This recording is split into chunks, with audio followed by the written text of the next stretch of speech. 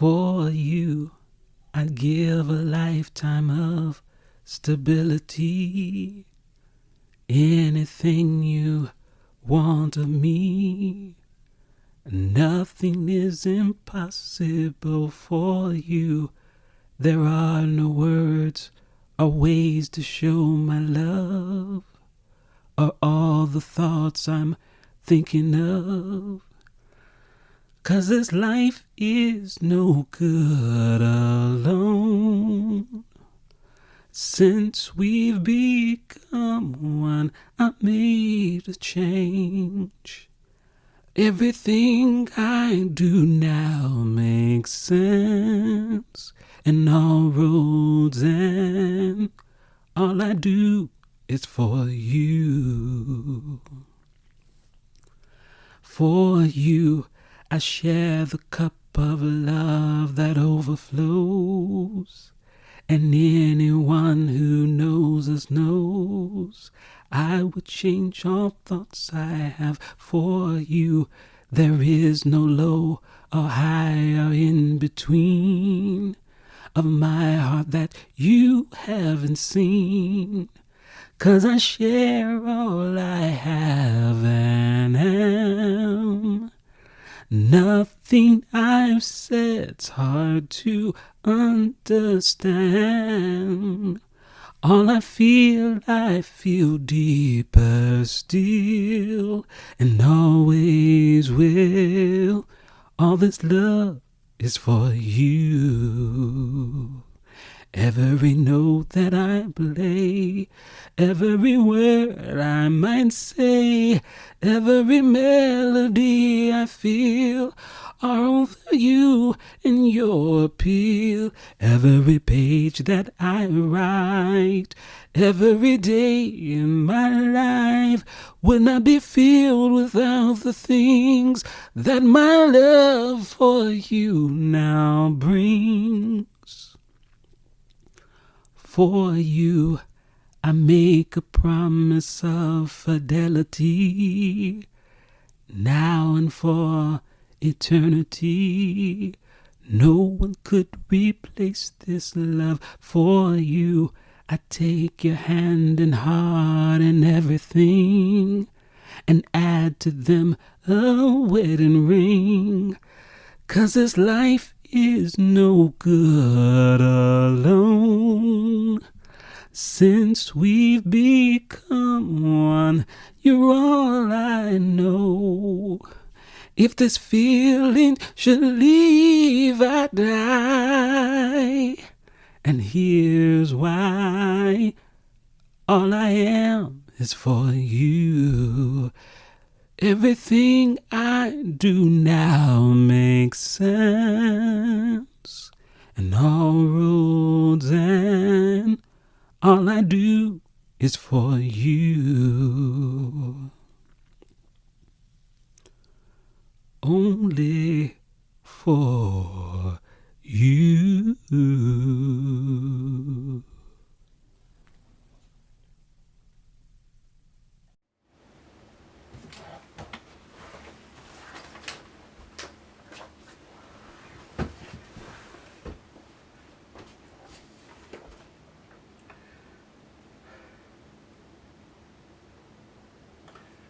Today marks 2 days from the return of my queen, a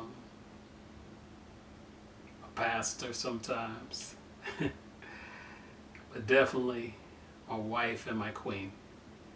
And hope you indulge me for just a moment as I celebrated her. The song you heard playing was played at our wedding. One Reverend Rosalind Gross sang that song "For You" by Kenny Lattimore, and I couldn't get her to participate in this broadcast, so I recorded it myself. But I'm excited about her coming home. It's been for her that I've been doing this broadcast, and God just has a really funny way of doing things, if we can say that. But I look forward to her return and for all that God has in store for us next. Today, reading from Psalms 23, familiar passage of scripture. It says a psalm of David, and psalms were of course songs, so it's kind of fitting that you would hear that song. It says a psalm of David. The Lord is my shepherd, I shall not want. He maketh me to lie down in green pastures, maketh me. He leadeth me beside the still waters. He restoreth my soul. He leadeth me in the paths of righteousness for his name's sake. Yea, though I walk through the valley of the shadow of death, I will fear no evil, for thou art with me. Thy rod and thy staff, they comfort me. Thou preparest a table before me in the presence of mine enemies. Thou anointest my head with oil. My cup runneth over. Surely goodness and mercy shall follow me all the days of my life, and I will dwell in the house of the Lord forever. If I were a Bible character today, or if I were to write a Psalm of Tracy, I would be most like Thomas. I would be the one to say, I don't care what y'all say until I see the nail prints in his hand and until I feel the wound in his side. I'm not going to believe that he's alive. You can call me a doubting Thomas too. I'll be the first to admit when I was cussing and complaining, yes, cussing and complaining about the paralysis that had gripped my wife's body. Suddenly the Spirit of God transformed my crying into praying. See, there are times when the Spirit of God prays through us perfect prayers because we don't know what, or we don't even know how we should pray. You see, in that moment I doubted. I doubted God would heal her, so I wasn't praying in faith, as some people say you need to do. I wasn't praying in faith. I wasn't believing. I was doubting God, yes. Despite my doubt, the Comforter prayed what was the will of God for my wife. And almost immediately, I was there to serve witness. My wife said, "Look at my foot." And I looked at her foot, and all of her toes on that left side were moving. Maybe those signs shall follow them even when they are not faithful to believe God for what they are asking for. And again, throughout this ordeal, the shepherd intervened. For me, his sheep, for Jackie, his sheep. See, when I arrived at the hospital at 6 a.m. like I had been doing every day, and leaving at 5 p.m., like I had done every morning, I arrived on this particular morning, only to find a completely clean and empty white room minus my wife. Terror struck me momentarily, but I reasoned that the hospital must have upgraded her. As my friend Lori says, no worries. that peace would be momentary. For later, a nurse would come running down the hall to explain to me that Jackie had been moved to the COVID-19 wing. Yes, you heard me. The COVID-19 wing. Yea, though I walk through the valley of the shadow of death. And I could no longer see her. In that moment, my fear turned to rage. There are stages of grief. I was in rage. And I raged at the nurse's station over not being informed before now that they were moving her. The nurse explained it was 2 a.m. when we did it, and we didn't want to wake you. And I shot back, I don't care what time it is. I was talking about that loud. You call me. The nurse quickly and profusely apologized for not calling me and nervously asked one of the supervising nurses right there if I could see Jackie on the COVID-19 wing. Of course, the answer was no. So I demanded to know when I could see her. They said 48 hours, if it came back negative. And I demanded to see a doctor right then and there who knew what was going on. I protested and I demanded until the doctor was finally reached. And he said, tell him I can't come to him right now because I'm dealing with patients who are dying. Kind of put things in perspective. So I stood right there in front of the nurse's station, determined like Uriah not to go anywhere until someone told me something. A little while later, the nurse who had failed to call me beckoned to me. She said, while pulling up a chair, he prepares a table before me in the presence of my enemies. Not only that, but sometimes he maketh me to lie down. She says, Mr. Collins, you can sit right here while you wait. So I went and sat down. Little did I know, but I was sitting on the COVID-19 wing. And I said to the nurse, I said, can you make sure my wife's answers her phone, that she's near her phone, that she can see her phone, because I'm about to call her. She walked over to another nurse who was getting dressed in PPE and relayed the message.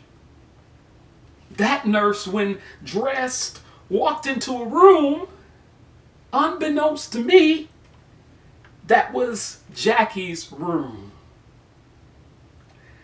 At that moment, I not only saw Jackie, but I cried out to her, honey, I'm about to call you. Can you see me?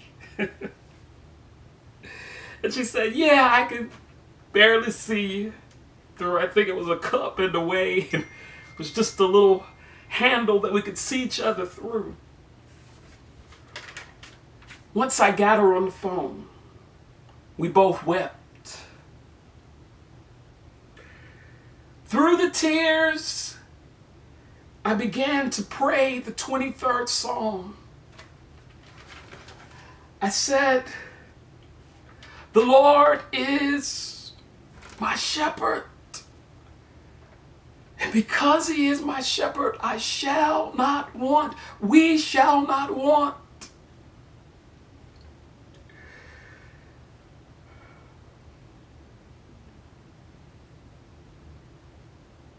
I began to pray the 23rd Psalm. Right there in the valley brings tears to my eyes even now. Right there in the valley of the shadow of death.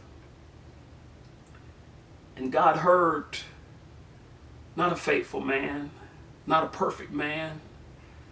God heard not a believing man, but this poor man cried. This poor man cried, and he delivered her out of the COVID-19 wing. And not in 48 hours like they said, but in 24 hours, I arrived back at the hospital. And when I told them what room I was going to this time, 770 on the 3rd floor, the COVID-19 wing was the indication to make the nurse stop and call up this time. She calls, and they began to tell her that my wife is on the COVID-19 wing. But you see, my wife had called me that morning and said the test came back negative. No COVID-19. She was still in the valley of the shadow of death, but she had been delivered. Thy rod and thy staff, they comfort me. Oh my goodness. So I told the nurse as she prepared to tell me, no, you can't see her because no COVID-19 patients were allowed visitation. I said, she is COVID-19 free. And they let me back up to see my wife. God prepared a table before both of us in the presence of our enemies. He led both of us through the valley of the shadow of death. And now I don't have to fear any evil. I am assured that his rod and his staff comfort me. Last thing I'll tell you, the kids and I had begun walking our little Shih Tzu you heard me mention of in the morning. And before we all started walking, I would just send the girls out by 2 to walk the dog themselves. And I gave them a big stick to take with them to beat back any dogs. But this particular morning, when I could not have taken, I believe, another straw, I'm not like Job. Told you I'm like Thomas. I was about to send them out the door that morning before we went to visit my wife. And the Spirit of the Lord, I don't say something, the Spirit of the Lord spoke to me. And in a moment you'll find out why I say the Spirit of the Lord spoke to me and said, you go with them. So all 4 of us went to walk the dog. I was carrying the stick. They were walking the little dog. And just as we were turning the corner around the park to come back home, I heard something scratching at a fence, as if climbing. And they were just behind me. And when I turned again to look at what was causing the commotion, a guard dog had scaled a 6-foot fence and was running towards us. And I took the stick, the rod that was in my hands, and I directed it just in that dog's direction. And he stopped cold. What am I trying to say? That God's rod and his staff, they comfort his sheep. And if it had not been for obeying his voice that morning, my dog, my daughters, and my son could have been mauled.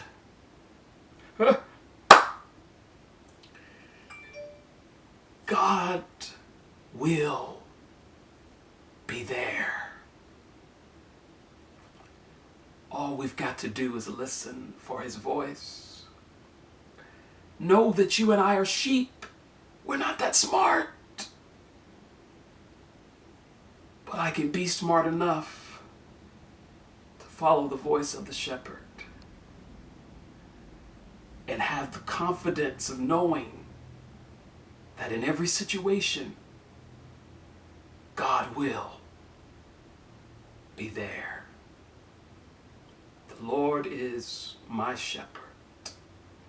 Surely, because he is, goodness and mercy shall follow me all the days of my life, and I will dwell in the house of the Lord forever.